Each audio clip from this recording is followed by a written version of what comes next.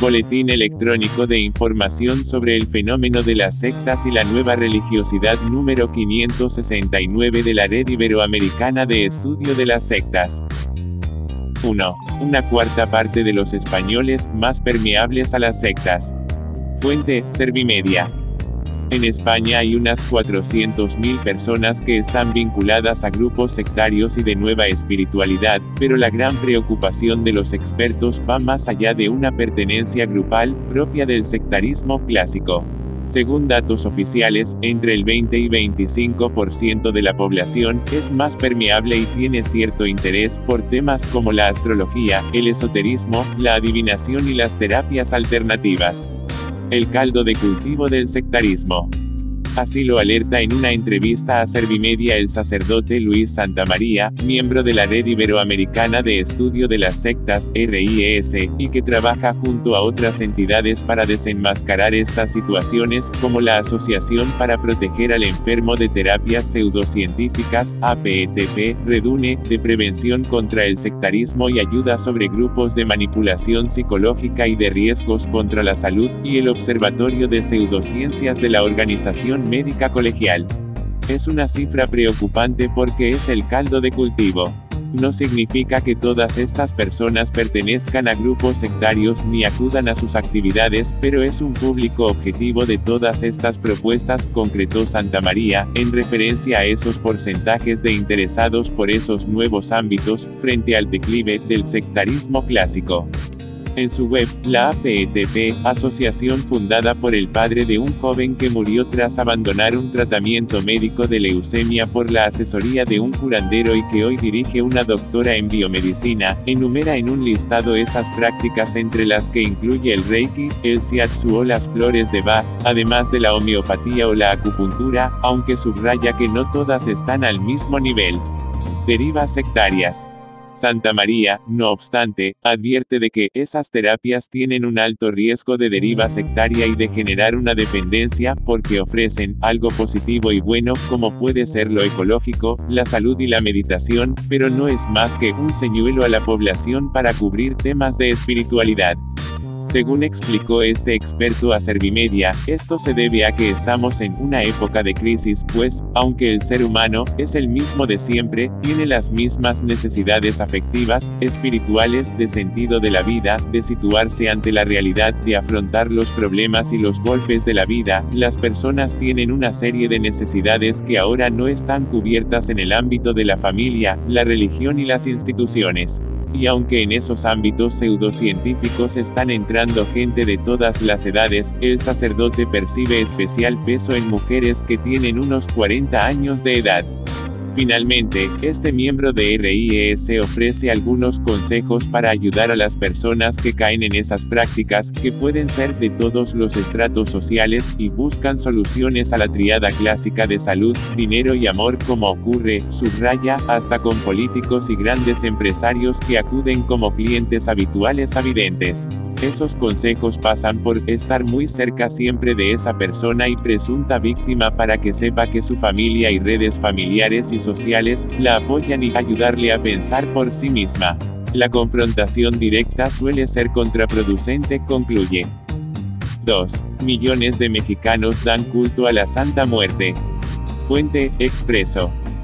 La Iglesia Católica la prohíbe, pero sus devotos se estiman en millones. Los que creen en ella le ofrendan tequila, dulces y ramos de flores, y a cambio le piden trabajo, amor, dinero y protección. Es la Santa Muerte, la santa a la que no se le puede pedir hacer daño, solo justicia, y que es una de las figuras más populares del México actual, según relata el medio mexicano Expreso. Los seguidores de la Santa Muerte le rinden devoción en altares levantados en todo el país y en sus propias casas. También le llaman la Niña Blanca, o la Chiquita, pero es una calavera vestida de mujer.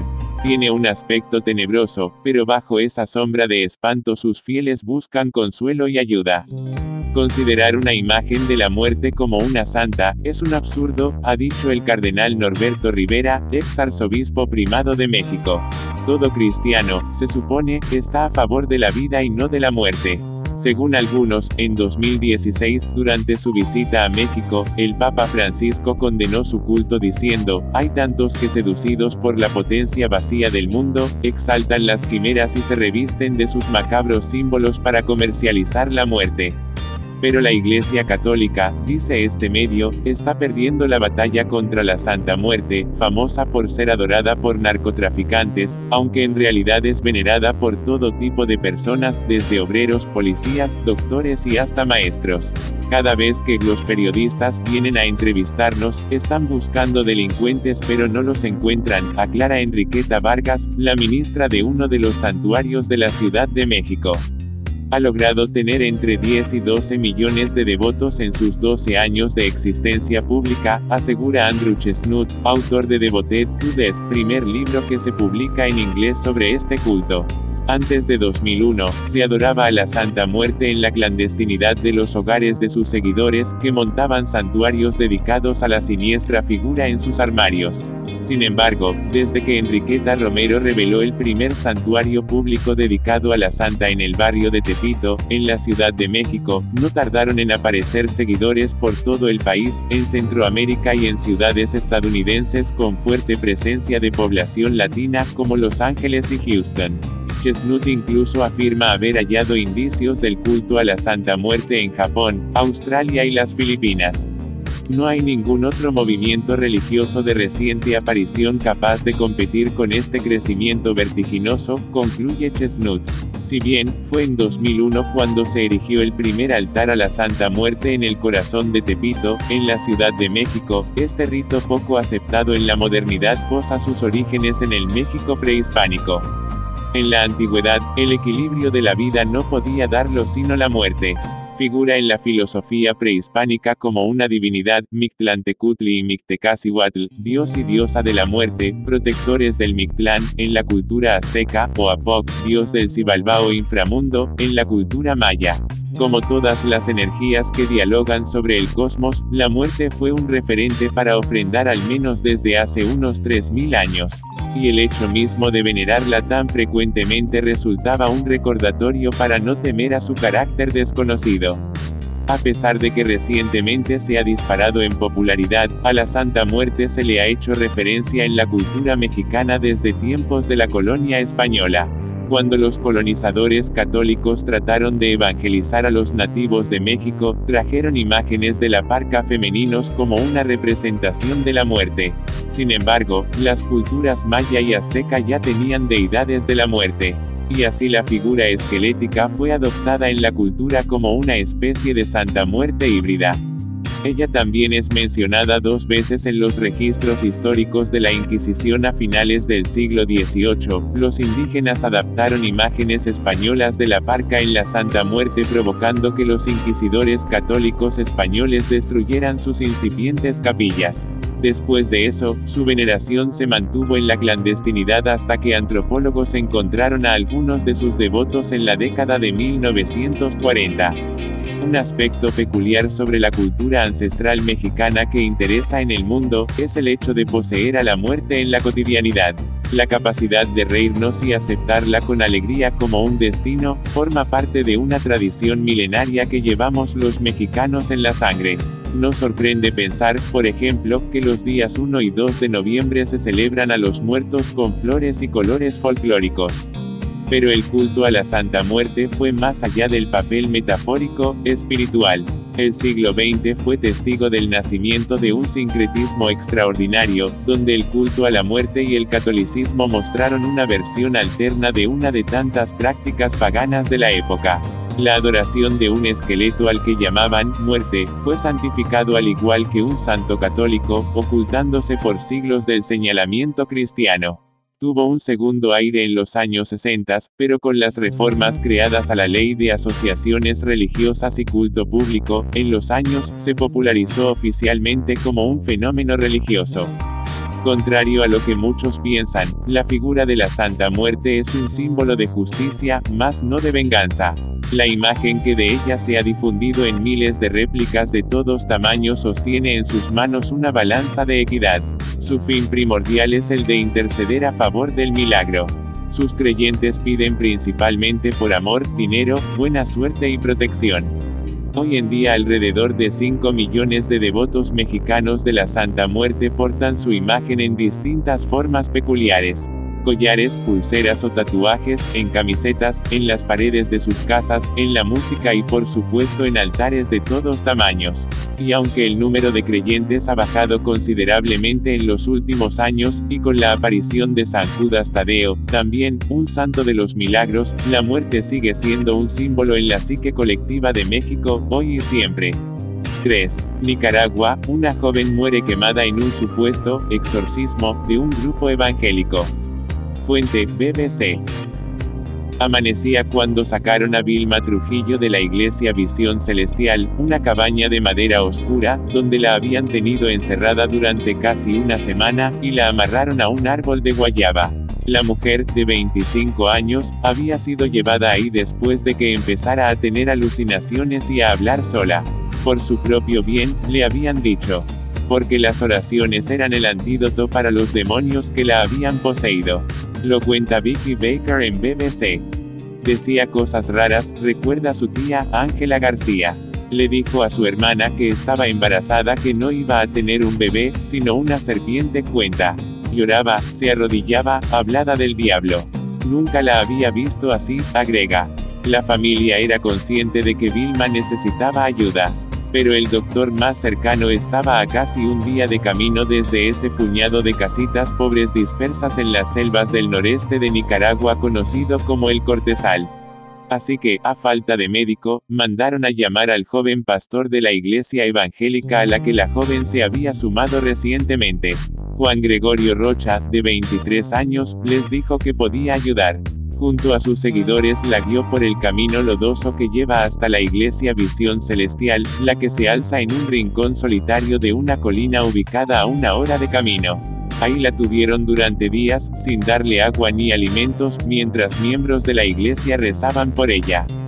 Cuando sus familiares trataron de visitarla, les dijeron que todavía no estaba curada, y los mandaron de regreso. Aunque Vilma había llegado hasta ahí voluntariamente, eventualmente no pudo más, y trató de escapar armada con un machete, sin éxito.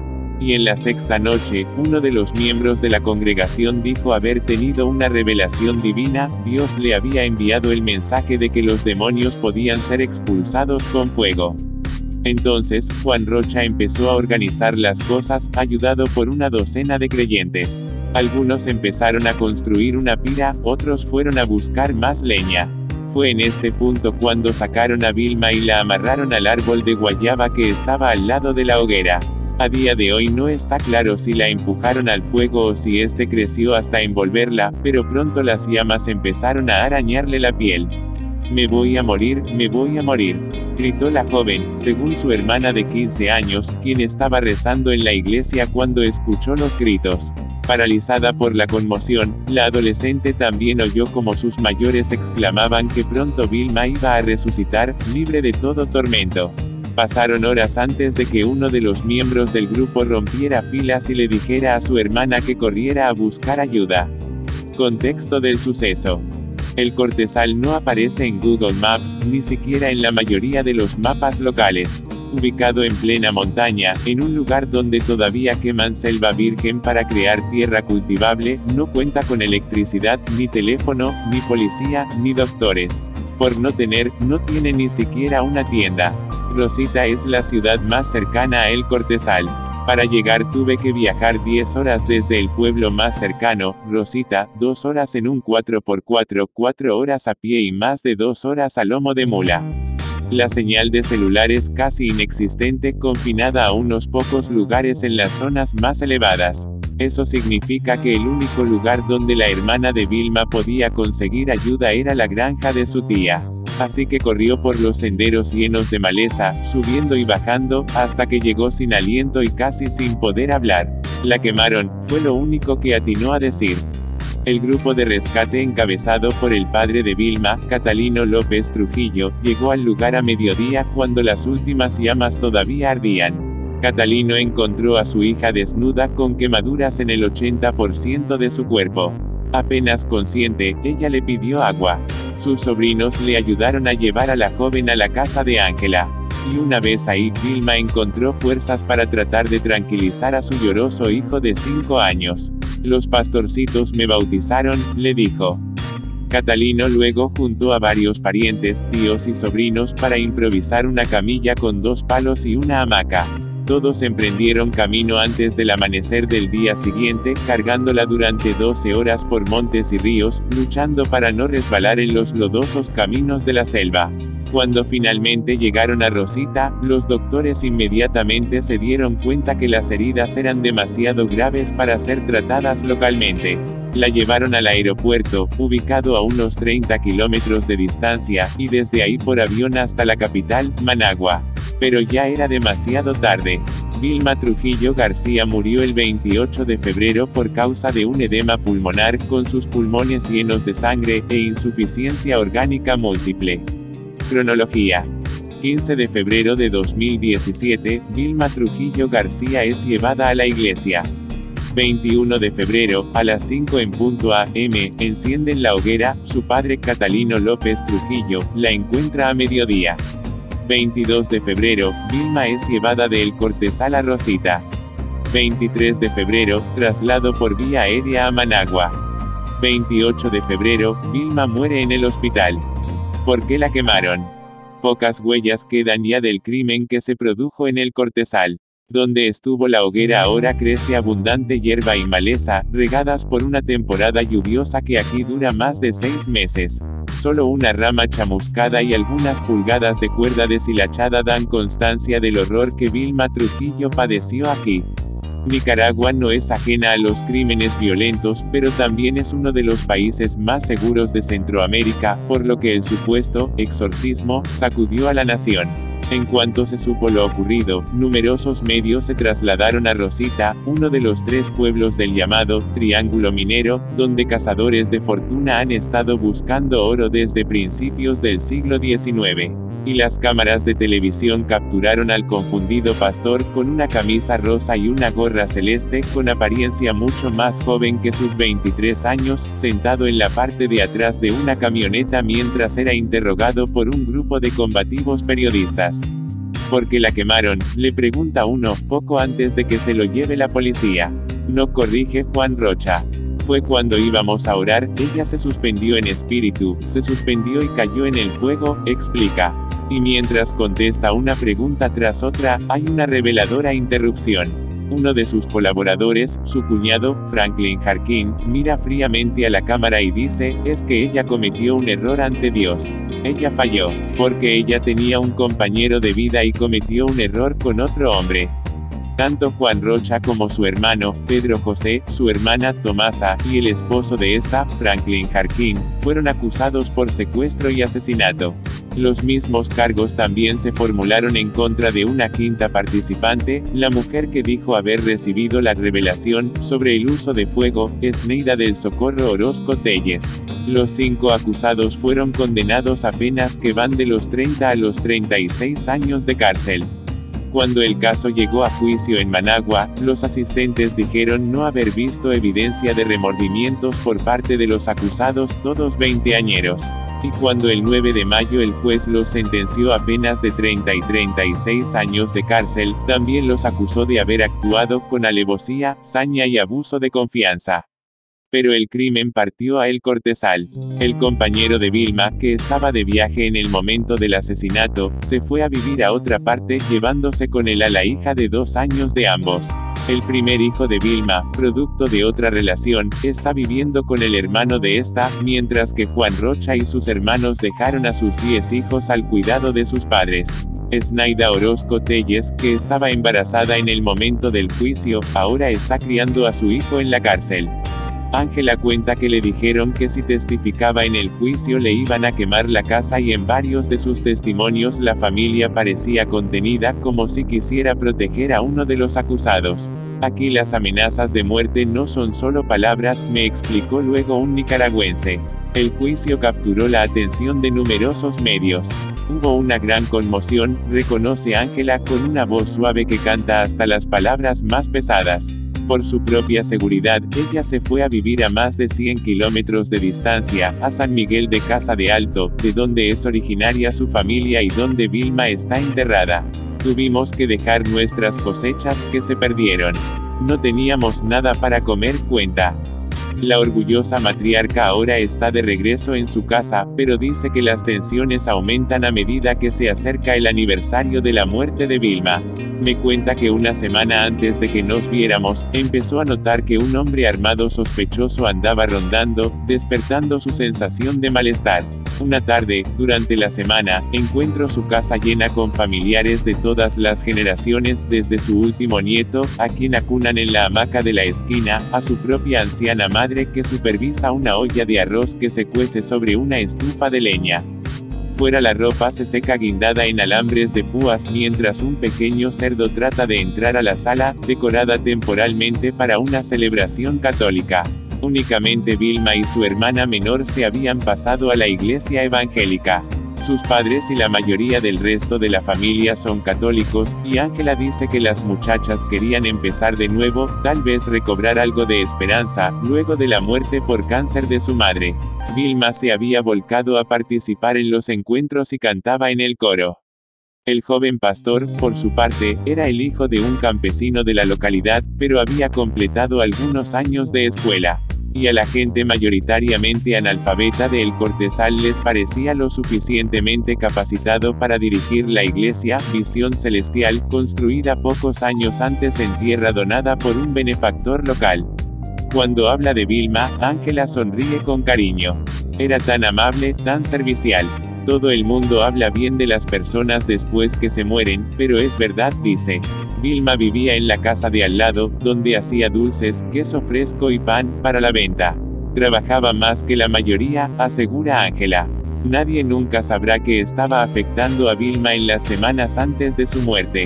Hay varios rumores, que tampoco podrán ser probados, incluyendo que había sido drogada y violada por un poderoso hombre de la comunidad.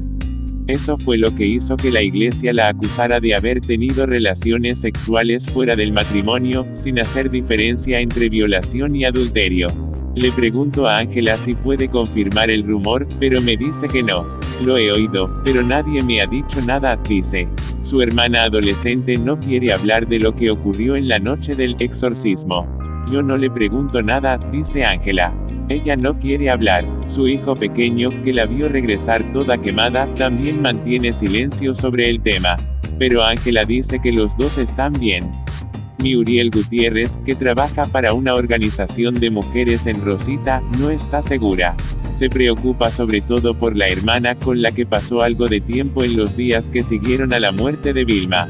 Estaba en estado de shock. La imagen que se le quedó grabada es la de su hermana siendo quemada viva, dice. Desde entonces hemos hablado por teléfono unas cuantas veces. Ella dice que está bien, pero no quiere regresar a la iglesia. Asesinada por ser mujer. Cuando le digo a la gente que vine a Nicaragua para entender mejor la historia de Vilma Trujillo, la mayoría inmediatamente reconoce el nombre y hace una mueca de dolor.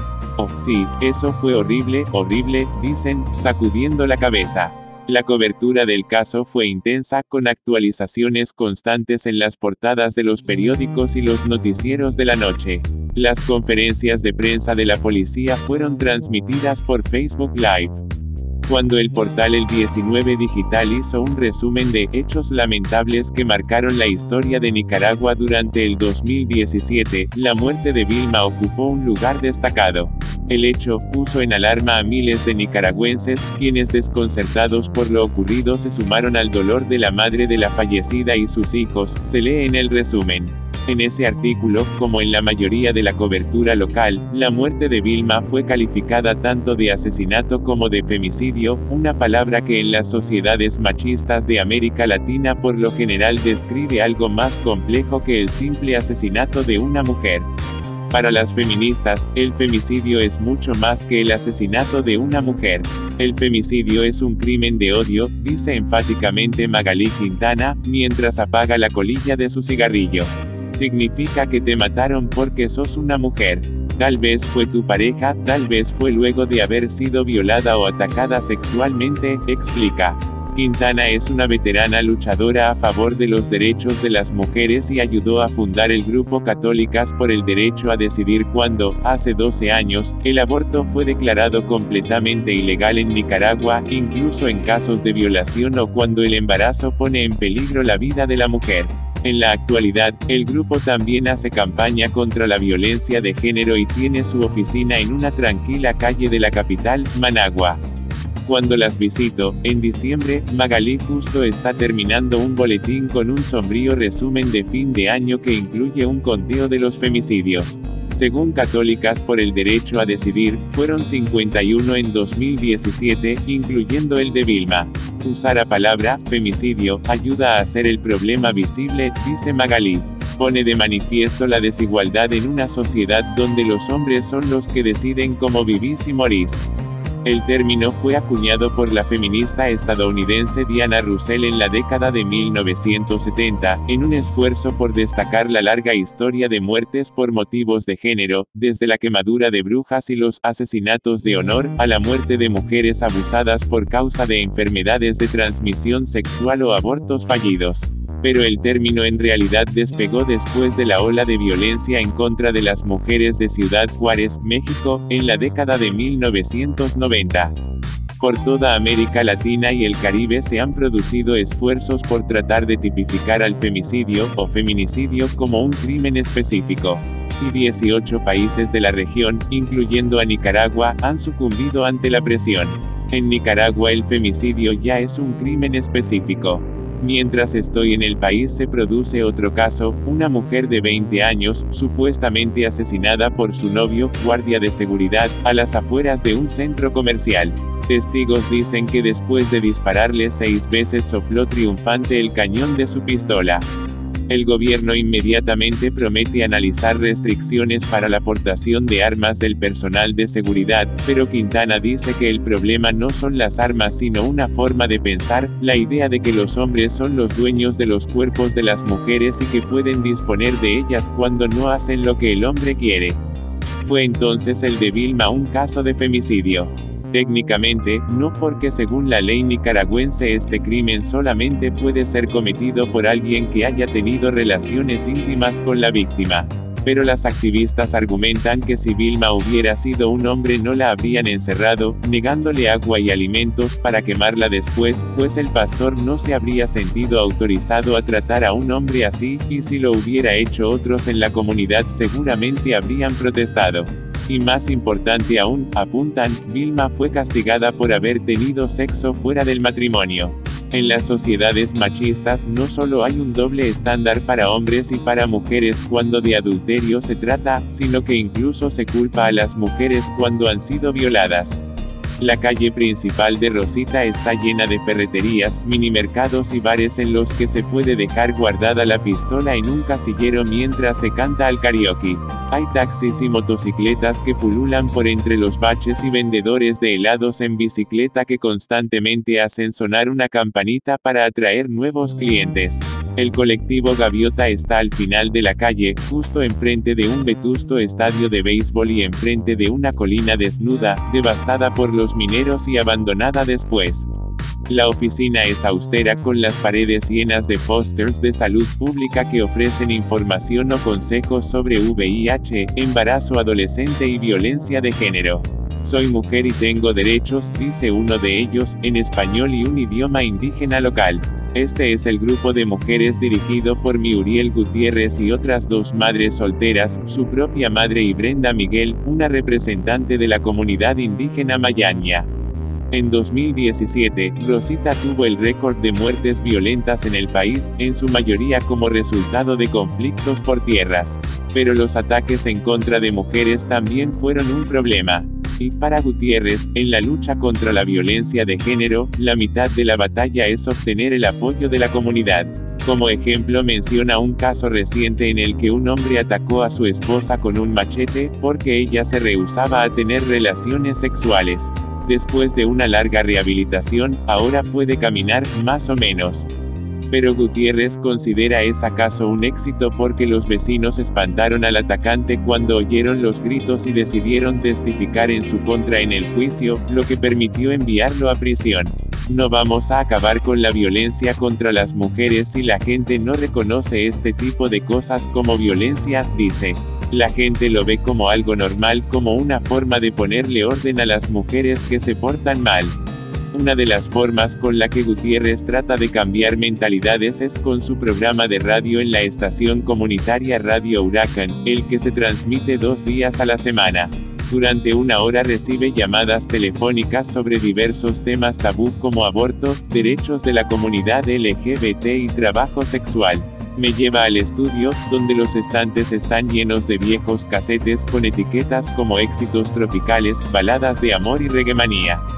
Yo prefiero tocar música feminista nicaragüense, me dice mientras me presenta el trabajo de la cantautora local Gaby Vaca, cuyas letras van de la celebración de la amistad femenina a la condena del acoso callejero. Gutiérrez usó su programa para compartir la noticia de la muerte de Vilma y dar detalles sobre el juicio, y cuando le preguntó a sus oyentes sobre la sentencia, las reacciones fueron mixtas.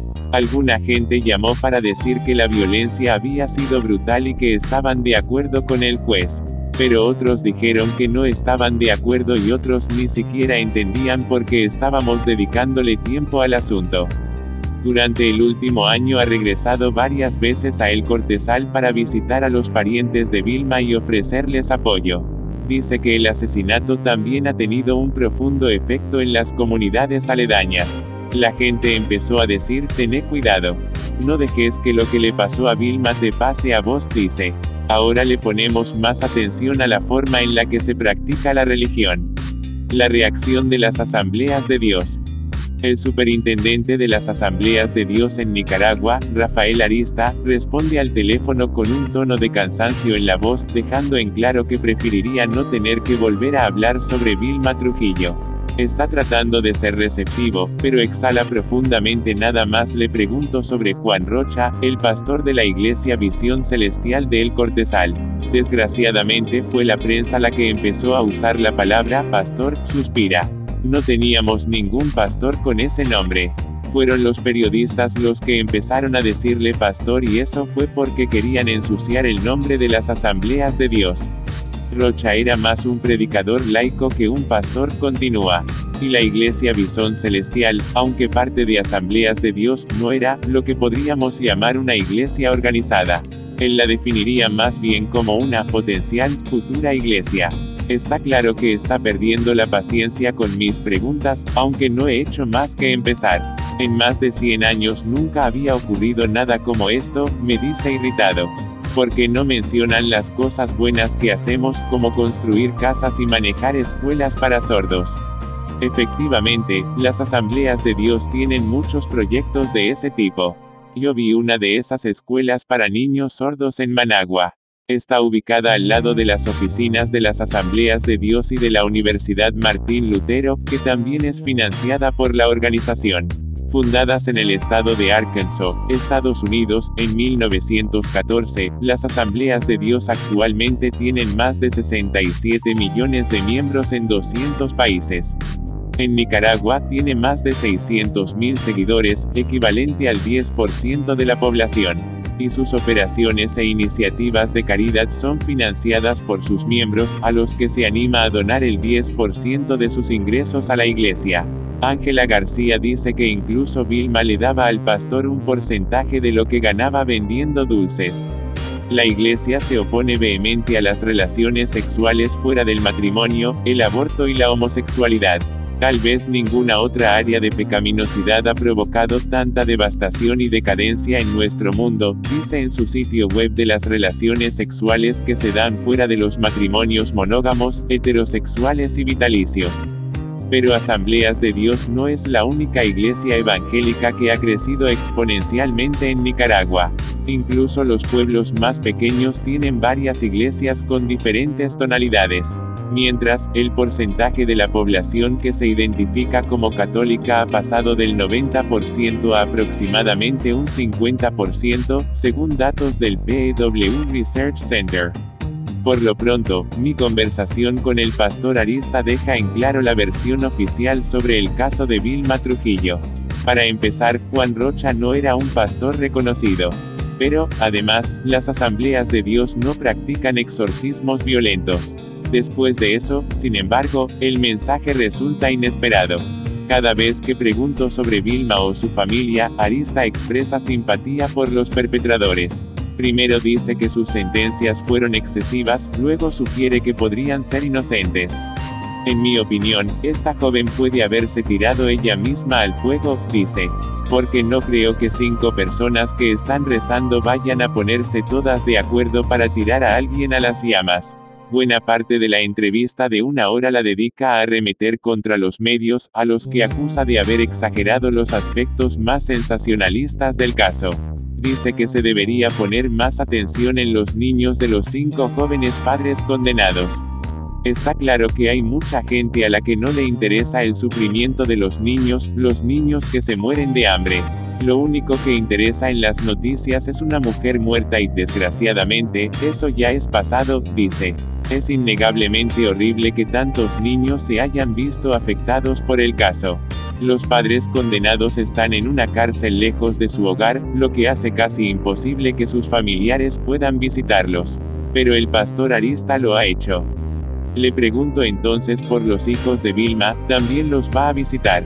Y a su hermana, una miembro de la iglesia que vio todo lo que pasó.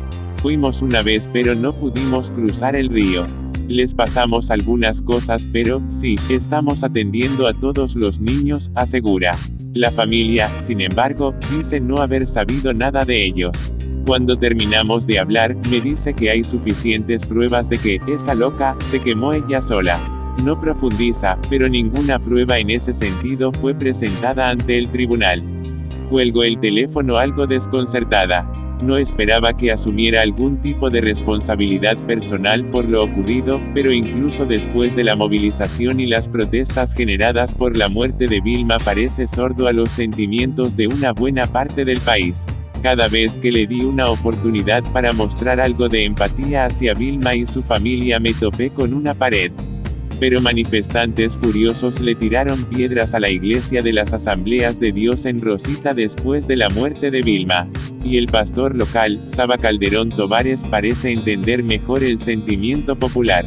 Para empezar, acepta que los presos cometieron un crimen. ¿Cómo fue que ninguno de ellos reflexionó y dijo, esto no está bien?, se pregunta.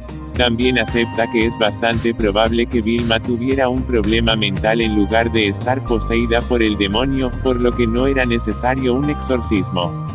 No está claro cuál de los dos pastores, Arista o Calderón, es más representativo del conjunto de la iglesia, aunque el antecesor de Rafael Arista como superintendente de las Asambleas de Dios, Saturnino Cerrato, expresó una posición todavía más dura por televisión. No había dudas, dijo, de que se trataba de un caso de posesión demoníaca. Existe el diablo, existen los demonios, dijo. Eso es precisamente lo que mantiene a la sociedad, a esta sociedad con tanto problema. Pero el psiquiatra José Miguel Salmerón, quien ha estado siguiendo de cerca el caso de Vilma Trujillo, advierte sobre los riesgos de una forma de entender el mundo que era común en la Edad Media. Dice que aunque no es posible diagnosticar a Vilma póstumamente, sus síntomas, incluyendo las referencias al demonio, son comunes en los hospitales psiquiátricos. A la mayoría de la población nicaragüense no le interesa la salud mental. La gente prefiere explicaciones sobrenaturales, dice. Y la clave para cambiar es más educación en las escuelas, más biología y ciencias naturales. Necesitamos crear espacio para el razonamiento crítico y el pensamiento secular. Necesitamos separar la religión de nuestras interpretaciones sobre el mundo que nos rodea. La discusión religiosa. En Nicaragua las feministas y las iglesias católica y evangélica llevan rato tirando en direcciones opuestas. Las iglesias obtuvieron una importante victoria en 2006, cuando legalmente se prohibió el aborto en cualquier circunstancia. 6 años después, fueron las activistas por los derechos de las mujeres las que celebraron que el país aprobó una ley contra la violencia de género, la Ley 779. Esta ley tipificó al feminicidio como delito y prohibió una controversial práctica conocida como mediación, que se empleaba en casos de denuncias de violencia doméstica. En esos casos, en lugar de iniciar una investigación criminal, la policía citaba a las parejas para tratar de resolver el problema cara a cara. Las feministas habían denunciado la práctica como una forma de presionar a las mujeres para que se queden con una pareja abusiva que además deja a los hombres sin castigo y en libertad para volver a atacarlas. Pero la Iglesia la ve como una forma de evitar la ruptura familiar, por lo que hizo campaña a favor de la restitución de la mediación. Un obispo católico llegó incluso a declarar que el nuevo número de la bestia no es 666 sino 779. Una vez más, la victoria fue para la Iglesia, la ley 779 fue debilitada y la política de mediación reinstalada para casos menores y cuando no existen antecedentes. Y en 2014 las activistas sufrieron dos nuevos reveses. Primero, el crimen de femicidio fue limitado a los casos en los que el asesino ha tenido relaciones sexuales con la víctima. Y luego el presidente Daniel Ortega emitió un decreto ampliando el papel de los grupos comunitarios en la resolución de disputas domésticas, lo que hace todavía más difícil que las mujeres víctimas de violencia puedan acusar criminalmente. El gobierno de Ortega se autodefine como cristiano, socialista y solidario. La justificación fue tratar de mantener esos temas lejos de las comisarías de policía y de los tribunales. El mensaje general, bastante claro: solucionen sus problemas entre ustedes o involucren a su comunidad. El gobierno sandinista también se está volviendo cada vez más religioso. Ortega, una vez mejor conocido como un líder revolucionario, se ha reinventado como un personaje piadoso que gobierna al lado de su esposa, Rosario Murillo, a la que nombró vicepresidente del país el año pasado. Y su gobierno se autodefine como cristiano, socialista y solidario, lo que sus simpatizantes ven como prueba de su verdadera devoción, pero algunos de sus críticos como una simple estrategia para ganar votos.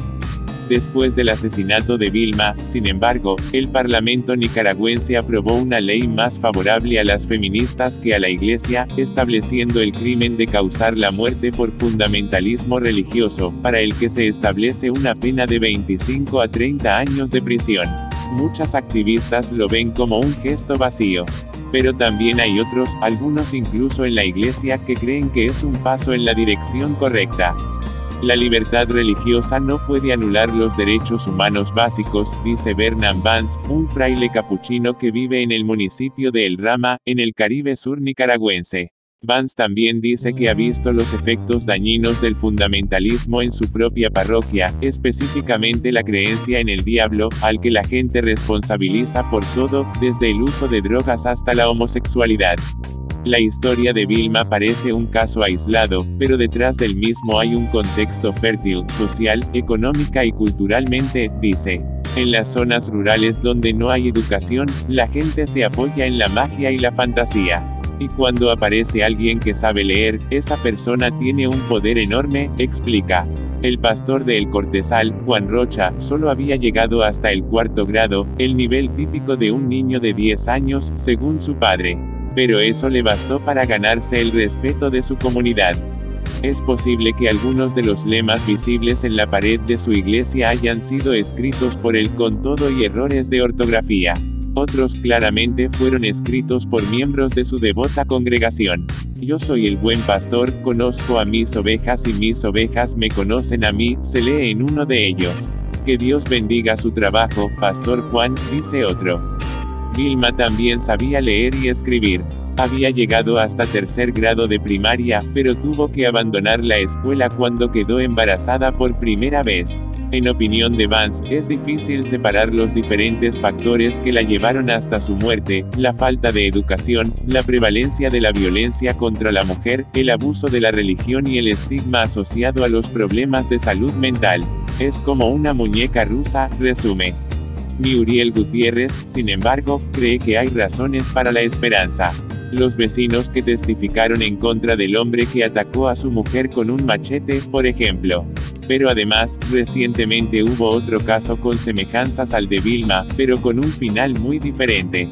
Un día un muchacho tuvo una especie de ataque y lo sacaron del hospital a la fuerza para llevarlo a una iglesia evangélica, me cuenta. Un grupo de hombres lo tenía agarrado mientras varias mujeres gritaban que estaba poseído. Pero algunos pensaban, no, esto no puede pasar de nuevo, dice Gutiérrez. Además, un grupo de personas persiguió al grupo, filmando todo con sus celulares, y avisó a los medios locales. Pronto la situación se calmó y el muchacho fue devuelto a su padre, sin ningún daño. Es como si se hubiera encendido una pequeña luz, dice. Magali Quintana no está convencida de que la muerte de Vilma haya logrado cambiar algo. De vez en cuando hay una gran reacción a un caso extremo, pero las muertes violentas no terminan, dice. Pero Gutiérrez es más optimista. No se puede resucitar a una mujer, dice. Pero este caso sentó un precedente muy importante en el país. A pesar de tantas condiciones adversas que afectan a las mujeres, generó protestas, se hizo justicia y hasta se cambió la ley. Hay mucho por hacer aquí. Pero eso no significa que no podamos conseguirlo. 4. Una secta filipina golpea a sus miembros con machetes para hacerlos invencibles. Fuente, El Ciudadano. Una controvertida secta filipina afirma otorgar a los devotos poderes para hacer a prueba de balas, golpeándolos con machetes pero milagrosamente sin extraerles sangre. Las nuevas imágenes que ha presentado el medio chileno El Ciudadano muestran a un miembro de la secta llamada Rey de Hierro, realizando un ritual de iniciación que se cree que aleja a los espíritus malignos, cura enfermedades y bendice a los miembros con protección sobrehumana. La organización, conocida localmente como Haring Bakal, se unió para combatir a la insurgencia musulmana en la década de 1970 con historias de combatientes intrépidos atacando en combate cuerpo a tropas armadas. Ahora, Haring Bakal ha encontrado un punto de apoyo en la nación principalmente católica con aproximadamente 100 miembros en total, incluidos policías y soldados que, según los informes, se han unido por su propia seguridad, a pesar de que el grupo ha sido etiquetado como una secta. El sacerdote Angelito Rambo Oreta, quien niega que sean una secta, dijo, además de curar a los enfermos, me uní a la protección de todos los que querían hacerme daño para no tener que darles la espalda. No se trata de bullying o problemas, el objetivo de Iron King es servir a sus semejantes, al país y al gobierno. Además añadió que, se encuentra en la Biblia, Ezequiel 21, la espada del Señor, que tendrás que ser bendecido con un machete porque así es como se te otorgará fortaleza y sabiduría. En el momento en que eres bendecido por piratería, ya no eres una persona común. Eres un soldado de Dios hasta el momento en que enfrentamos al enemigo. No somos un culto, somos un grupo espiritual que sirve por la oración y la fe en el Padre que creó todo en este mundo. El cineasta Nikon Celis, que participó en el ritual del machete, dijo que los rumores locales sobre el grupo lo obligaron a profundizar en su mundo. Describió la bendición, conocida localmente como Anting, como partes iguales, dolorosas y petrificantes, pero no podía dar ninguna explicación de por qué los poderosos golpes del machete no extraían sangre. Nikon, de 32 años, dijo, escuché sobre este grupo que dice ofrecer protección contra balas y cuchillos. El sacerdote pretende poner un escudo invisible alrededor del cuerpo de la persona después de recitar oraciones en latín. Dijo que solo un bendito de Haring Bakal puede hacer lo que hace. Sin embargo, el cineasta añade que las personas de diferentes antecedentes cristianos los acusan de ser una secta debido a su práctica extraña que tal vez sea un tabú para algunas religiones. Nikon dijo que los seguidores se abstienen del sexo, la carne de cerdo los martes y viernes, y la carne de perro, y las groserías porque supuestamente pierden su inmunidad a los cuchillos y las balas. Agregó, ser escéptica, por supuesto, era aterrador. Nunca se sabe cuándo las cosas pueden salir mal. Y el ataque realmente duele cuando el machete golpea su cuerpo, se hace con toda su fuerza. Ni siquiera puedo creer que me dejé golpear 9 veces. No me siento como Superman, es una de las cosas más aterradoras que he hecho alguna vez. 5. Emiten una serie documental sobre la historia de la secta de Bhagwan Rajneesh Oso. Fuente, hipertextual, El Diario. Netflix recientemente estrenó en su catálogo el documental titulado Wild Wild Country. Dirigido por Chapman y McIlwain, narra la historia, sorprendente y casi increíble, de un capítulo en la historia de Estados Unidos que tomó a todos por sorpresa cuando el líder espiritual Bhagwan Shree Rajneesh, actualmente conocido como Oso, y sus seguidores construyeron una ciudad en las remotas tierras de Oregón. Lo cuenta Von Lara en hipertextual. Crítica de la serie. Lo que se desprende de esta historia es simplemente fascinante, sobre todo por el tratamiento que se le da en el documental de los hermanos Way, producida por otros talentosos hermanos, los Duplas.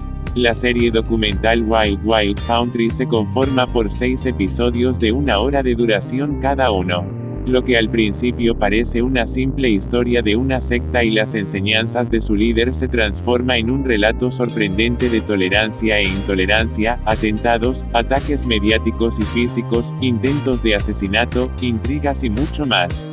Todo comienza con la década de los años 80, cuando un pequeño poblado de Oregón, llamado Antelope, comenzó a vivir un episodio en su historia que sus habitantes jamás olvidarán. Cientos de personas vestidas de carmín, en toda su gama comenzaron a llegar a una propiedad de cientos de hectáreas que había comprado el gurú de la India. En dicha tierra comenzaron a construir un enorme rancho, más valdría decir una ciudad, autosustentable que acogería a los seguidores del líder espiritual que buscaba la iluminación de todos los habitantes del mundo. Desde el principio conocemos la posición de los sorprendidos habitantes originales de Oregón, tanto por entrevistas actuales de aquellos como de material original que conforma casi toda la serie. Por el otro lado conocemos la historia de los propios habitantes de la nueva ciudad llamada Rajneeshpuram y de la segunda a cargo del sueño de Bhagwan, Ma Anand Sheela. Ella fue la secretaria del líder espiritual y, en todo caso, la autora de la utópica ciudad y de los eventos posteriores. Wild Wild Country tiene muchos aciertos como documental.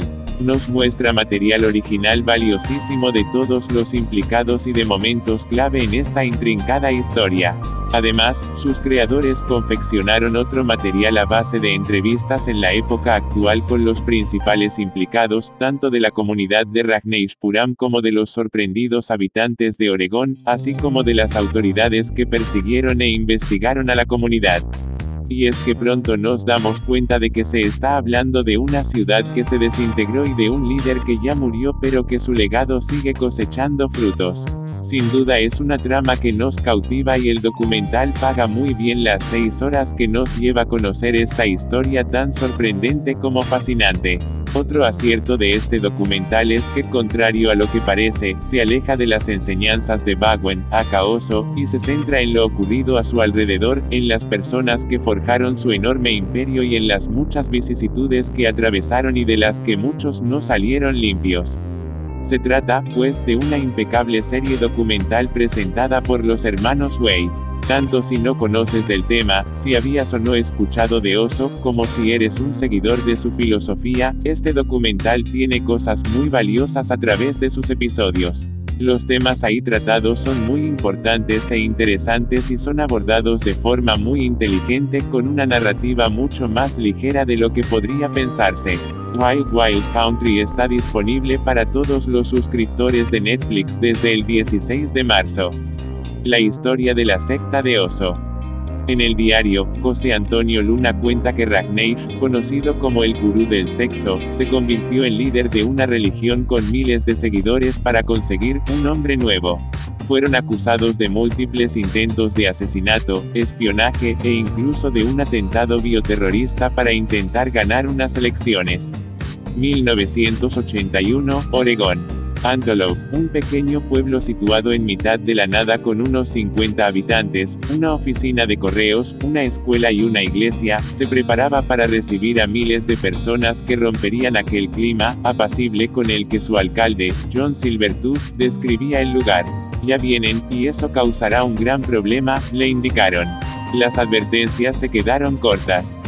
Bhagwan Rajneesh, más tarde conocido como Oso, llegaba al lugar en un Rolls Royce blindado ante la atónita mirada de los pueblerinos que allí vivían.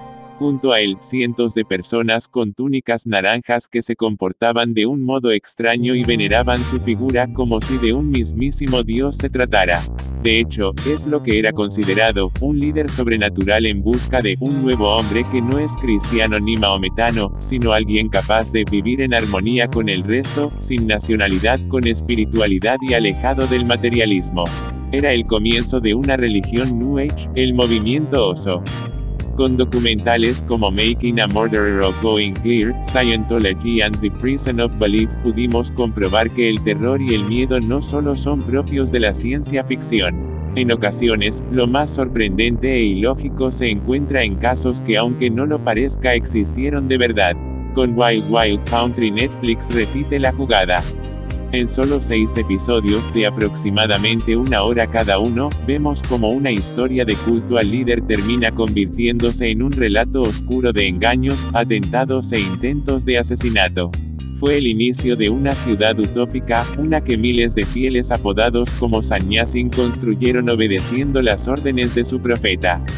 No sabíamos que estábamos ante el caso más intoxicante de Estados Unidos, donde más escuchas se realizarían y ante el mayor fraude de inmigración, confiesa un miembro del FBI en el reportaje. Antolog pasó a ser la comunidad Ragneshpuram, un enclave internacional meca del hinduismo y las psicoterapias, de la meditación y de la espiritualidad, pero, sobre todo, del fanatismo. Me han acusado de una lista interminable de crímenes atroces, pero no han matado mi espíritu, afirma con rotundidad Ma Anand Sheela, secretaria del maestro espiritual Oso y cabeza pensante de la organización religiosa.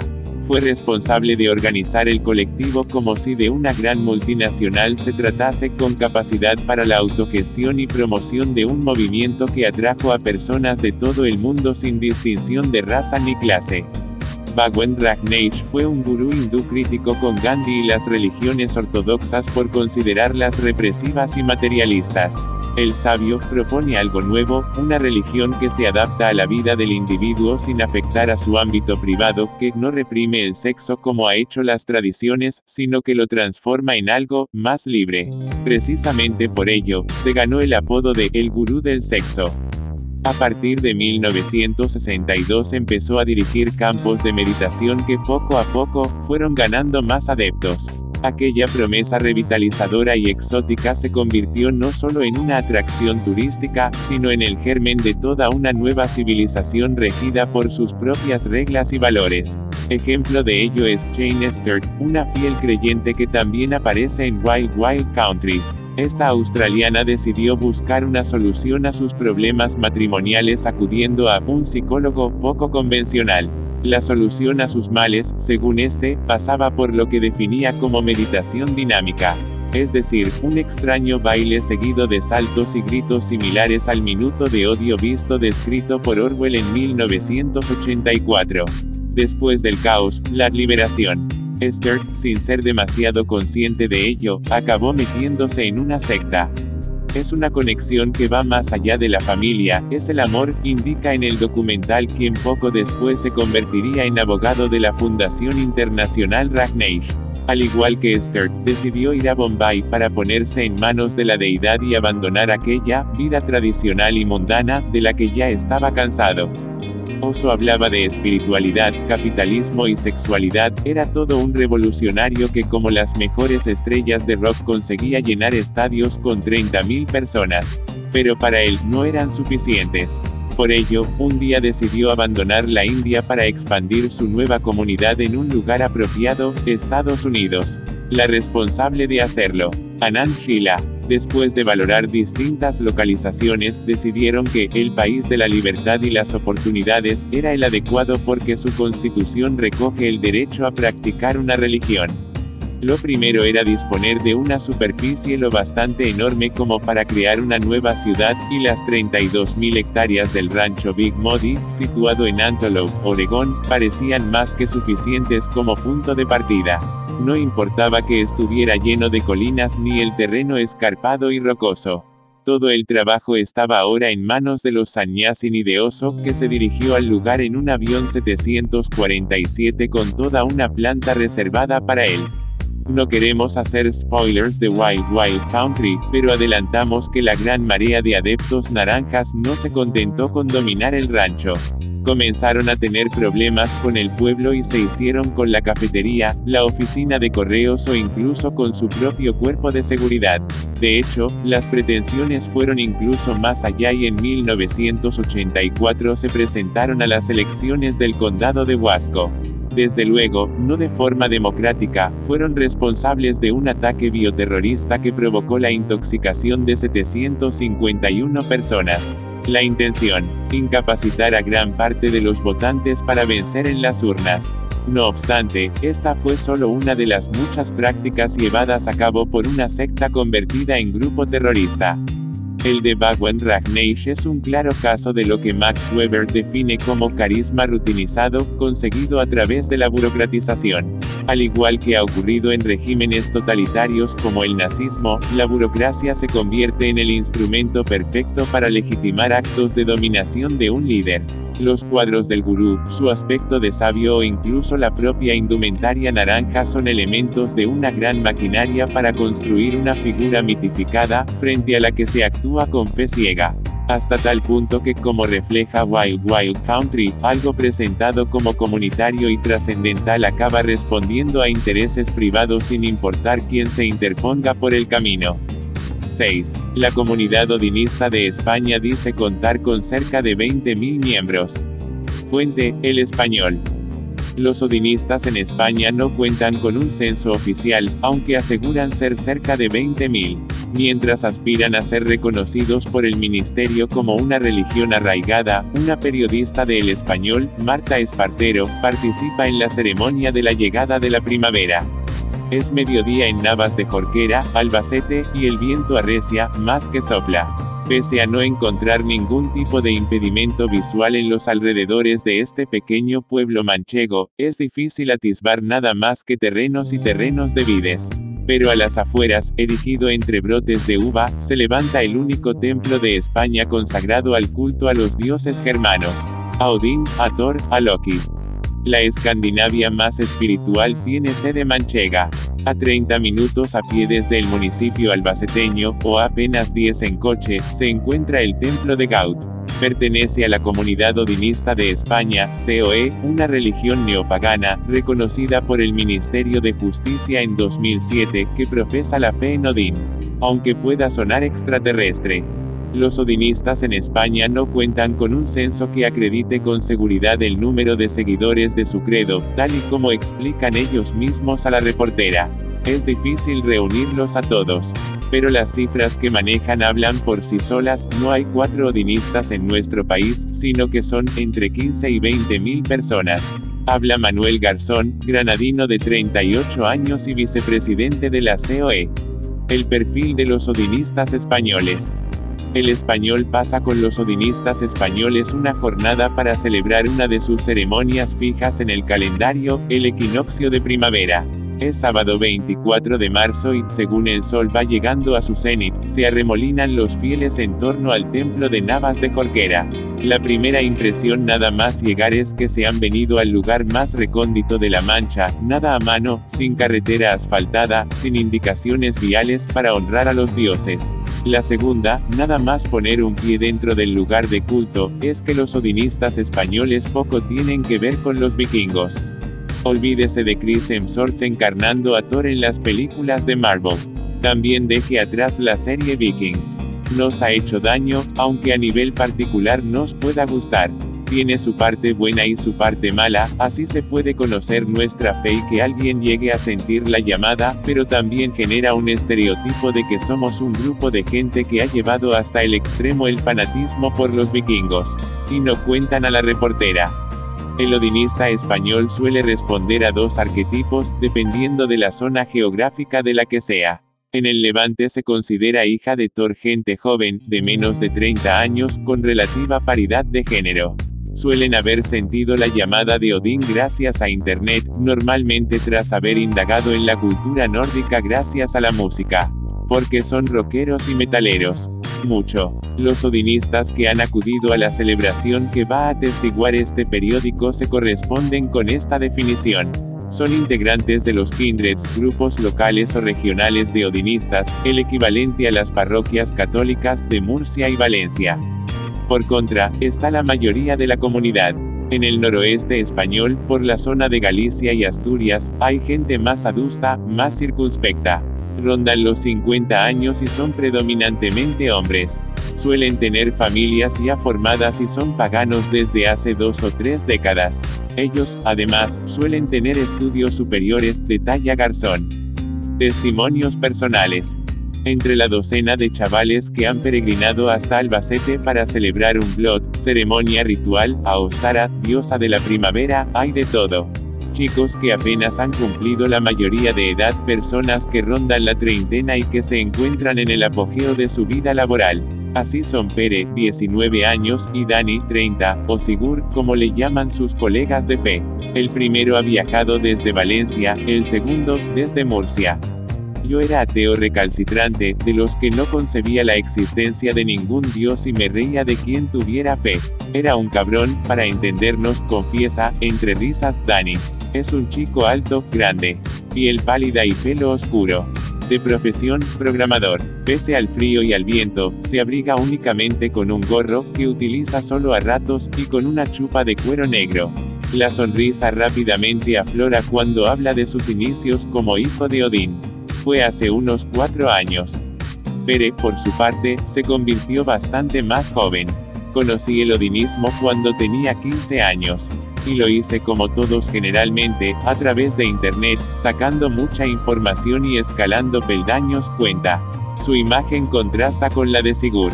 Tiene una melena larga y cuidada que trata de proteger de las rachas de frío y viento bajo un sombrero de cuero. Es muy alto y su cara refleja más años de los que realmente lleva a sus espaldas. Llama la atención y lo sabe, es el único que no opta por abrigos para guarecerse, sino que utiliza una larga capa que, a veces, remata con una piel de conejo por encima. El look completo es un punto intermedio entre Jon Snow y un vaquero del oeste. De familia católica, Pere sufrió una crisis de fe cuando comenzó la adolescencia. Tras un breve periodo de rechazo a cualquier tipo de religión, derivó en la adoración a seres de la naturaleza. Al principio con ideas muy abstractas, adoraba animales que me gustaban de manera totémica. Y utilizó esta catarsis como el pistoletazo de salida para investigar otras creencias. No me encajaba mucho la idea de tener que venerar a un dios casi por obligación. Necesitaba hacerlo no porque yo necesitara algo de ellos ni porque estuviese obligado, sino porque considerara que merecían mi devoción. Todo fueron peldaños y llegué al odinismo, que es realmente lo que ha encajado con mi fe y con mi espiritualidad. Como la mayoría, ha sufrido, en cierto modo, la mirada de quien desconoce su religión. Enseguida se piensan que eres un hippie o friki. Es normal, es algo muy poco conocido. Pero en cuanto expresas lo que significa para ti esa fe y lo explicas, no hay ningún problema. El camino de todos los jóvenes presentes en Gaud fue medianamente similar.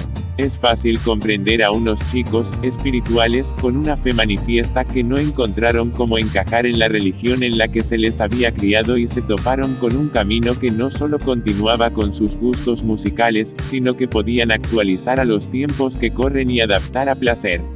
Doctrinas y ritos. Porque esta no es una religión canónica que maneje unos dogmas. No hay revelación, no hay profeta. Tampoco escrituras sagradas. Adiós a la Biblia, a la Torá y al Corán. El odinismo es básicamente neopaganismo germánico. Eso quiere decir que nuestra fe sigue el panteón nórdico y germánico. Creemos en Odín, creemos en Thor, creemos en Frey y en Freyja. Es una religión que, como todos los paganismos, rinde culto a la naturaleza y rinde culto a los ancestros. Habla Jack, murciano de 20 años. Él es el líder del Kindred de Murcia. Fue uno de los pioneros de la nueva generación de odinistas españoles y, en parte, responsable del boom que está viviendo este credo. Entre sus palabras retumba un pozo de reflexión poco habitual en gente de su quinta.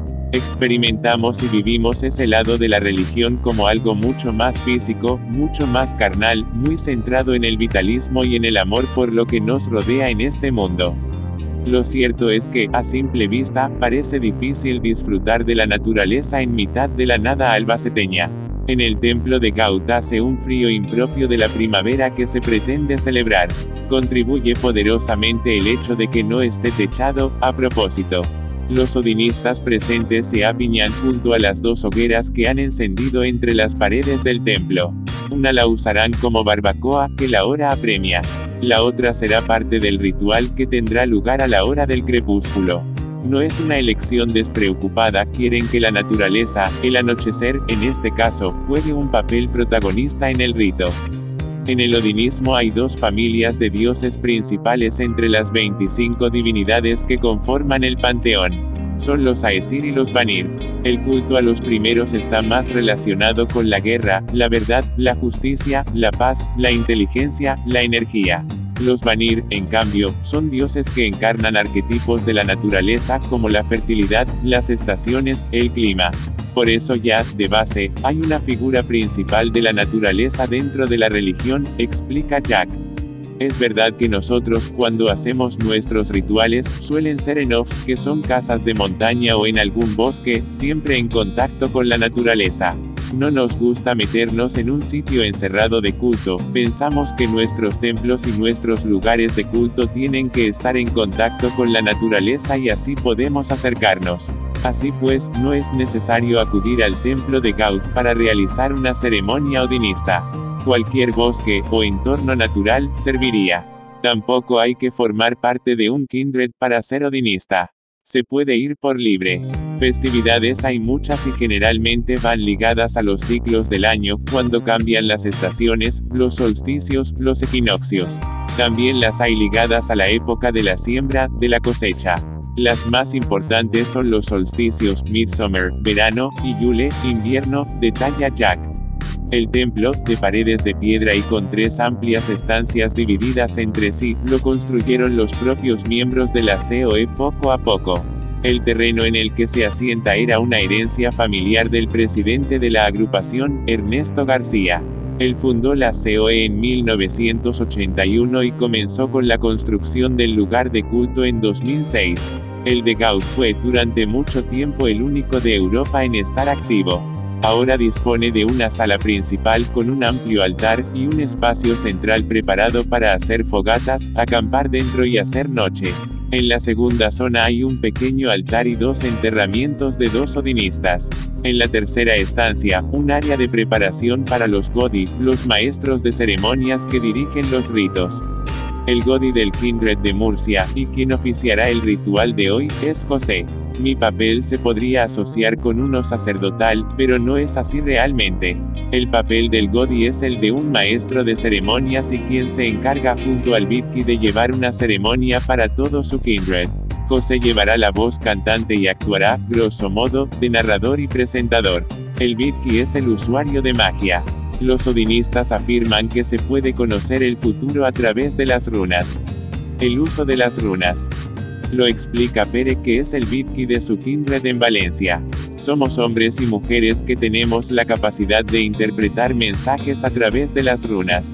Las runas son una herramienta ritual oráculo a través de la cual nos comunicamos con las nornas, que son las tejedoras del destino. Requiere de mucho estudio, labor meditativa y reflexión, constata el joven. Pero no solo se le puede dar este uso a las runas, los símbolos pueden tener un valor talismán. En el caso de Pere, él lo lleva en un colgante tallado en madera. Otros odinistas se han tatuado alguna. Por el templo de Gaut hay decenas de runas para dotar de magia y sacralizar el templo. No hay, aseguran, diferencias de género en ningún papel dentro de esta religión. Sí, claro, se puede decir que somos una religión feminista, contesta Jack a la pregunta de la reportera. A priori, es difícil de creer, pues en el grupo que se reúne para honrar el equinoccio de primavera, apenas hay un par de chicas. Pero en la COE hay bastantes más mujeres. Madres, incluso, que se deciden por criar a sus hijos como vástagos de Odín y Thor.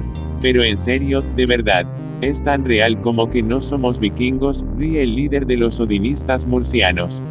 Pero si hay un tema que les preocupa especialmente a los odinistas, más allá del movimiento feminista, es el uso que se le ha dado a sus símbolos, a los germánicos, a lo largo de la historia y cómo les repercute. En el altar del templo, por ejemplo, luce una enorme esvástica circular. A su alrededor, el Futsark, el alfabeto rúnico. Los símbolos germánicos existen desde la prehistoria, mantiene Jack. Las tribus protogermánicas los usaron primero. Germanos y vikingos después. A nivel histórico se vincula con el hitlerismo porque las SS utilizaron simbología que era germánica y que ellos reivindicaron, pero que también corrompieron, porque le dieron un simbolismo que no era el original. Nos molesta mucho que nos vinculen y nos relacionen con esas ideologías cuando nosotros pensamos que la religión es totalmente ajena a la política. No queremos vernos envueltos en ningún movimiento político, no queremos que se nos vea con ningún tipo de ideología. Lo que queremos es vivir nuestra cultura, vivir nuestra religión y que no se nos asocie a estas ideologías radicales. De hecho, hay una rama del odinismo español, los watanistas, que son de extrema derecha.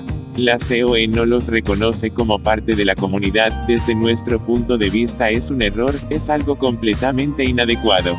Somos una asociación de ámbito religioso y que por eso únicamente tenemos que encargarnos del culto.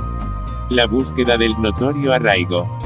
La única lucha que mantienen los odinistas, de momento, es demostrar su arraigo en nuestro país. Si el gobierno así lo creyera, tendrían potestad para oficiar ceremonias y rituales vinculantes, como bodas, bautizos o enterramientos.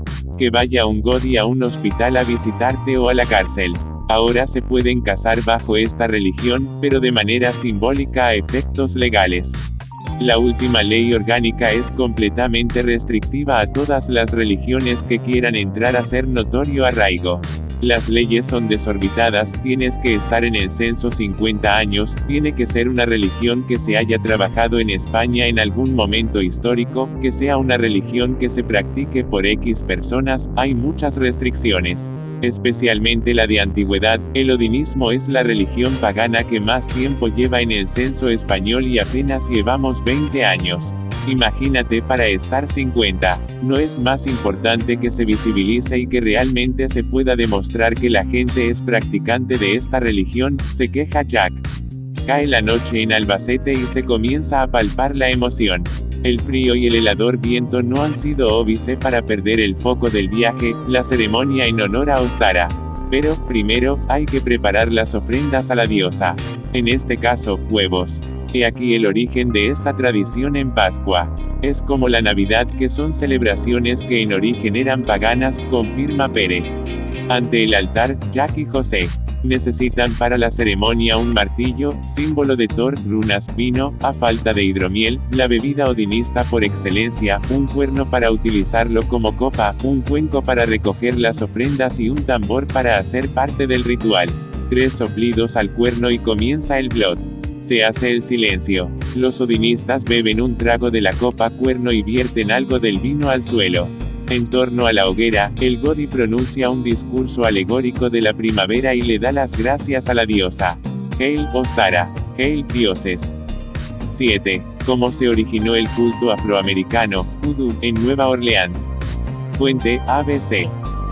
Vudú, en la lengua Dahomey significa, lo desconocido, espíritu, o deidad. Se conoce un grupo de creencias y prácticas religiosas comunes entre los negros que fueron traídos al Nuevo Mundo y que hoy perviven en numerosos lugares de las Américas, especialmente en Haití, explica Santiago Juan Navarro en su libro Postmodernismo y Metaficción Historiográfica, una perspectiva interamericana. Lo leemos en el diario español ABC. Nueva Orleans es universalmente conocida por su hechizante trinidad, la música jazz, el vudú y la gastronomía cajún. No obstante, durante los periodos de colonización, por parte de las coronas de Francia y España, los intereses políticos escondidos en el catolicismo demonizarían el arraigo cultural de los esclavos yorubas, y de los refugiados haitianos, los cuales derivarían en una grave represión, que daría lugar al vudú que hoy conocemos. De esta manera la fuerte identidad religiosa, social y racial de Nueva Orleans es fruto de un marcado intercambio cultural, durante la coexistencia entre diferentes civilizaciones, francesa, española, yoruba y haitiana que se asentaron sobre las orillas del Mississippi desde el siglo XVII hasta el XIX. Aunque la mayor parte de los símbolos e imágenes vudú provienen de África Occidental, puede decirse que el vudú es un fenómeno sincrético característico de las Américas. La religión vudú incorpora el lenguaje, las mitologías, los rituales, el folclore y el conocimiento de un gran número de culturas que llegaron al Nuevo Mundo con el comercio de esclavos, explica Navarro. Un río al otro lado del mundo. Cerca de 1673, las expediciones procedentes de Canadá por parte de la Corona de Francia llevarían a los súbditos de Luis XIV a recorrer el río Mississippi, desde su nacimiento, Arkansas, hasta su desembocadura en el Golfo de México, cerca de Nueva Orleans, para iniciar un proceso de expansión militar y comercial que les hizo apropiarse de la parte central de Estados Unidos. Sin embargo, la ocupación francesa se vería interrumpida en 1763 tras ser derrotados en la Guerra de los 7 Años 1756-1763. Francia perdía los territorios canadienses a favor del Imperio Británico, y por medio del Tratado de Fontainebleau, un pacto secreto entre las potencias, se entregaba a España la zona de Luisiana, la zona oeste del Mississippi, en 1763. Un año después la madre patria establecería su capital en Nueva Orleans, en la cual dejaría una fuerte impronta hispánica sobre el viejo dominio francés entre los esclavos traídos de Tahití y de África Occidental, concretamente Benín, Reino de Dahomey. Y aunque la soberanía del Imperio Español solo estuvo presente por 60 años, fue suficiente para ayudar a conjugar la particular esencia mística y envolvente de esta ciudad. Tráfico de almas. Estados Unidos absorbió el vudú desde Nueva Orleans, a través del tráfico de almas. Los esclavos de Dahomey sincretizarían su credo en el famoso vudú. Este tomaría fuerza a partir de 1890, cuando una mujer llamada Marie Laveau, la reina de Nueva Orleans, logró desestabilizar el poder de las autoridades católicas, gracias a su fama sobrenatural. Los buques negreros transportaron durante 4 siglos con los hombres, mujeres y niños africanos, sus dioses, creencias y tradiciones que conformaron la tercera raíz de América, declaró Luz María Martínez Montiel, la prestigiosa africanista mexicana, en su obra Afroamérica, la ruta del esclavo. La inmigración en Nueva Orleans derivó de la fusión multicultural entre los funcionarios franceses y españoles que se convertirían en hacendados, los acadianos, colonos galos asentados en la zona canadiense, los esclavos yorubas que traían consigo los europeos desde el reino Dahomey, y los haitianos que huyeron de la colonia francesa durante la Guerra de Emancipación contra Francia. Los esclavos haitianos también tenían sus raíces en el reino de Dahomey, de donde habían sido arrancados para trabajar en las plantaciones de azúcar cuya producción representaba más de la mitad del consumo occidental, en condiciones infrahumanas, las cuales motivaban al desembarco masivo de yorubas en esta isla. Martínez Montiel relata en su obra las diferentes procedencias africanas que poblaron América, siendo el reino de Dahomey el gran epicentro de tráfico de personas de color, desde donde salían en buques franceses hacia Haití durante la colonización. De esta manera los haitianos y los dahomeyanos no solo compartían la misma sangre, sino también la misma herencia religiosa, que estaba profundamente conectada con la naturaleza y los espíritus. Pero casi 3 décadas antes de la llegada de los fugitivos de Haití a Nueva Orleans, con la Revolución Haitiana, 1791-1804, los dahomeyanos ya estaban en aquel infierno entre los campos de algodón, por voluntad de Francia. Tras firmarse el Tratado de París en 1763, los británicos inician la expulsión de los francófonos que poblaban las antiguas colonias de Nueva Francia. Por esta razón, emprenderían un éxodo hacia la Luisiana española, en donde las autoridades del virreinato los recibirían por su credo católico. Aunque no les tentaba mucho revivir la presencia de los galos, por otro lado la consideraban de extrema urgencia para hacerle frente al paganismo de los esclavos, los cuales los superaban en número. Brian Morris, autor del libro Religión y Antropología, sostiene, los miembros de la élite burguesa y los sacerdotes católicos suelen distinguir claramente el catolicismo y el vudú. Sin embargo, para el campesino corriente no hay antítesis entre los dos sistemas religiosos. De esta manera, se produce una simbiosis entre los dos cultos, aunque aparecería que lo que se da es un paralelismo entre dos formas de ritual. Esto refleja la extravagancia multicultural del vudú, pues los pertenecientes a este credo, se consideraban profundamente católicos. En Nueva Orleans se daría un fenómeno socio-religioso en la que los practicantes de vudú incorporarían los sacramentos del cristianismo, bautismo, comunión, matrimonio, a sus rituales más primitivos conectados con el más allá y la naturaleza. Los espíritus vudú, Aiwa, y los santos católicos, Sentu, son a menudo equiparados, y los miembros del culto vudú siempre se consideran a sí mismos como verdaderos católicos y participan en los ritos católicos, explica Morris.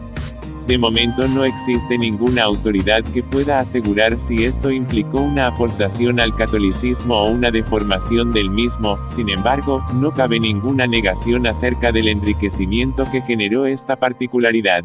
Sobre esta nació un estado de fe, en el que el vudú de Nueva Orleans alumbraría a otras grandes manifestaciones humanísticas como la música y la posterior literatura, como ocurriría con el Renacimiento de Harlem, donde los descendientes de la esclavitud recuperaron la esencia mística a través de las artes.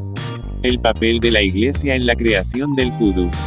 A diferencia de Morris, otros autores como Juan Navarro explican que la presencia de figuras propias del catolicismo fue un recurso de supervivencia para ejercer la libertad de culto sin ser víctimas del castigo injustificable, pero que ni son católicos ni nunca tuvieron la intención de serlo. Sin embargo, en esta manera de sortear el asunto se alumbraría el famoso sincretismo que daría lugar al vudú o udú. La historia de los Estados Unidos es vista como un eterno conflicto entre el espíritu trágico y represivo de la civilización judeo-cristiana y las fuerzas diversificadoras y lúdicas representadas por la cultura afroamericana y los pueblos indígenas de las Américas, sostiene Navarro. El historiador Pedro Silva lo explicó en su libro Enigmas de la Humanidad. De esta manera, los colonizadores les dejaban rendir culto libremente creyendo que las oraciones que invocaban eran a Dios, a Jesucristo y a Nuestra Señora cuando en realidad mantenían sus antiguos cultos. Pero el sufrimiento por el que pasaban los esclavos, y su presencia en un territorio que, aún, les resultaba extraño, hizo que con el tiempo, antiguos esclavos se convirtiesen en espíritus a invocar. 8. Psicólogo español, la ayahuasca es algo realmente peligroso. Fuente, información.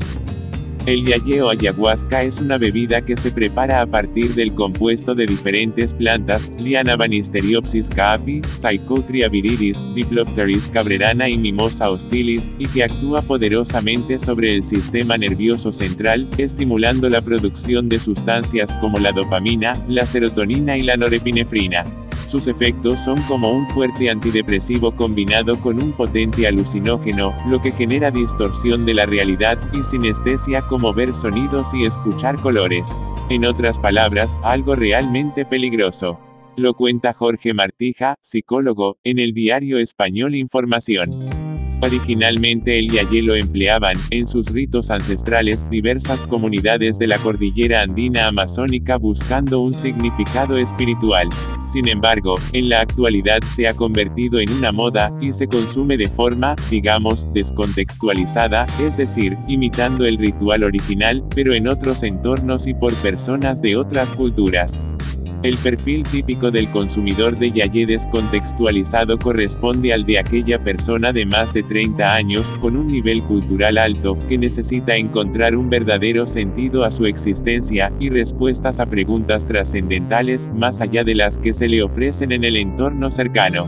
Cuando una persona con este perfil decide participar en una toma de yagé, se enfrenta a un problema añadido, ya que el ritual no se vive del mismo modo en la selva amazónica que en una sociedad de ritmo frenético, constante competitividad y conectividad saturada por las nuevas tecnologías. Y no es que queramos decir con ello que las tomas de yagé en el contexto original sean sanas para los mismos chamanes. Además, el peligro se multiplica cuando el consumidor está utilizando antidepresivos, sufre trastorno bipolar o esquizoide, o es sensible a ciertas sustancias que componen el brebaje.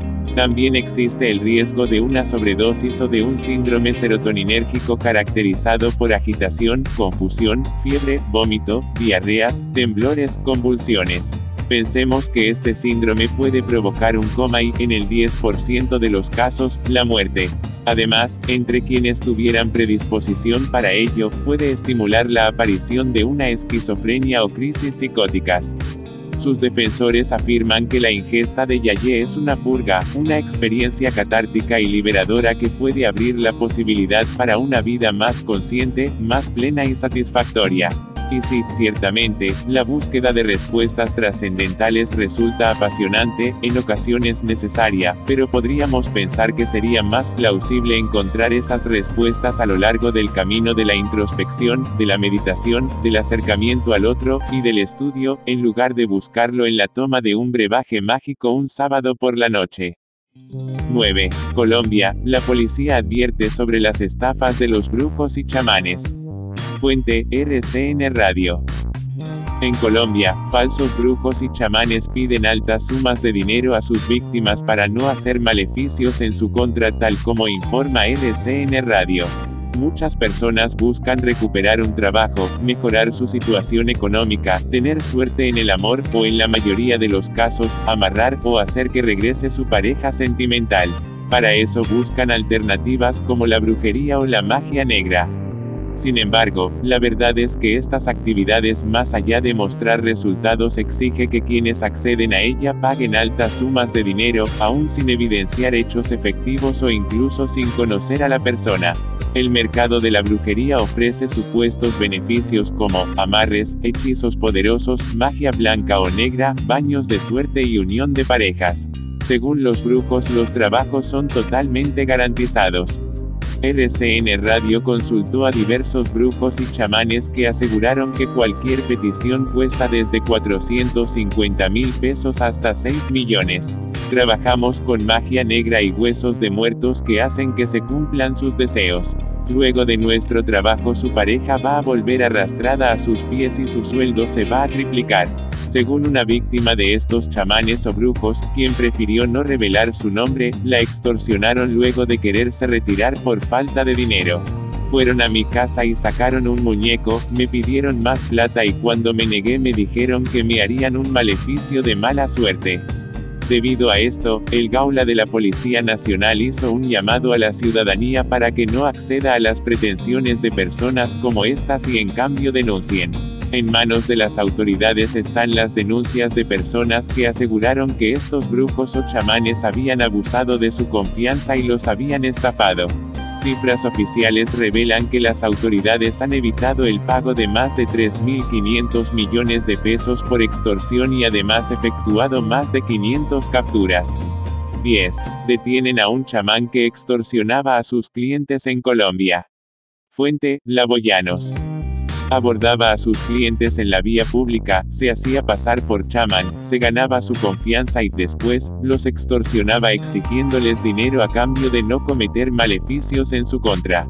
Su última víctima, una agricultora de 37 años, alcanzó a entregar hasta 95 millones de dólares para que este hombre no realizara actos de brujería en su contra. Lo cuenta el medio digital La Boyanos.